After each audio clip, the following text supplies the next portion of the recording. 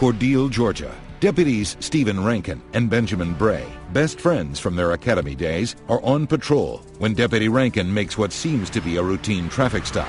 But the stop suddenly takes a turn for the worse, leaving one deputy battling to save his best friend. I had my windows down, and I heard loud music coming off of Highway 300. I can hear the bass before I could ever see the car. It's a noise violation. I was going to stop him no matter what.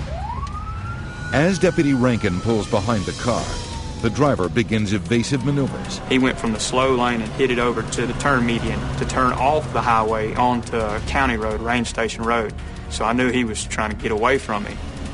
Deputy Rankin's suspicions are realized when the suspect suddenly takes off. He was going, because when I got off, I could barely see his taillights. And as soon as you get off that highway, it goes pitch black at night. When Rankin catches up with him, the driver just as suddenly slows down. I went in and called into our central 911. Black and color Mercury Sable with a Georgia tag. Rankin signals the suspect to pull over, but something isn't right. The thing that caught me right at first was he stopped in the road. And I got on the PA system. He moved it a little bit and stopped again, and I hollered out again on the PA to get your car completely off the road. Pull the vehicle further off the road. Pull further off the road. And right then and there, I figured I had a DUI, just the way he was acting. Not knowing what to expect, Deputy Rankin takes every precaution approaching the vehicle. I walked up to the car, I put my hand on the back. They told us in the academy, you put your hand on the trunk to, leave our fingerprints on the vehicle. As soon as I started leaning in, I remember his door come on open, and it hit the brim of my hat enough where it startled me, and I come back off the door. And then the next thing I know, all I saw was a gun and blast right in my face. As the gunshot echoes over the radio and across town, Deputy Bray immediately knows something is wrong. I hear a pop in the radio. It's just enough to break squelch.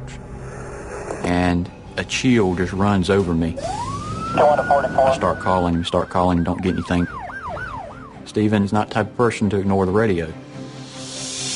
As Deputy Bray races to save his friend, Deputy Rankin is in a fight for his life.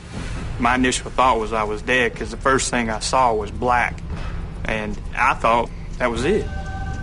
Ready to deliver the final blow, the suspect attempts to reload his weapon. Fortunately for Deputy Rankin, the gun jams. I think there was like maybe 5 or 6 seconds when he was trying to rack the gun, and then first thing I remember is like a thud. It was like a wake-up. He's still here, he's still trying to kill me, and I realized I had to fight. Having already taken quite a beating, Deputy Rankin now must stop the suspect from stealing his weapon. I knew that if he got my gun, that he was going to be able to kill me then. And the only thing I could think of was to roll over on it to get his hands off of it. As soon as I got to my feet, I just darted for my car. And basically, all I could think of was this guy just shot me. He tried to kill me, and now he's running scared.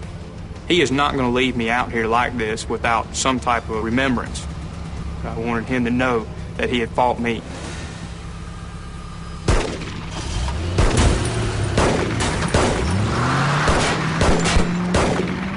Even with multiple shots fired at his vehicle, the suspect still manages to get away. He left, and I dropped to my hands and knees. Now, the pain started flowing. I didn't know what he shot me with. I call Central on the radio. I tell him he's in distress, something's wrong. And of course, everybody else picks up on it, and they start going to him. 2320 on dispatch. Central, I heard him on car to car. Sounded like he was in distress. I'm around to him. As soon as I release the microphone, I hear him. 26, I've been shot by him. Central, I've been shot in the face. I need help. Hold on, buddy. We'll be there. I said, God, just let me get to him. Left to die on the side of the road, help finally arrives for Deputy Rankin. When I pulled up, he was there on his knees beside his car. He asked me, he says, my face is gone. I was like, it looks good. I said, you're going to be all right. He pulls out his cell phone. He says, call my mom and my girlfriend. I was like, well, you let me worry about that. You concentrating on breathing. You concentrating on talking to me. When everybody else showed up, it just calmed me. It just relieved me, because right then I knew I wasn't going to die. When you shoot one of us, you're basically shooting the protectors for everybody else. And it shows why, we have to be out there. The shooter, Ben Westbrook, surrendered to Cordele police a few hours later. Police then discovered his reason for fleeing was nothing more than a suspended license. He is currently serving 63 years in prison for the shooting. Deputy Rankin received the Deputy of the Year award in Georgia. As a reminder of his ordeal, he still has a bullet lodged in the back of his neck.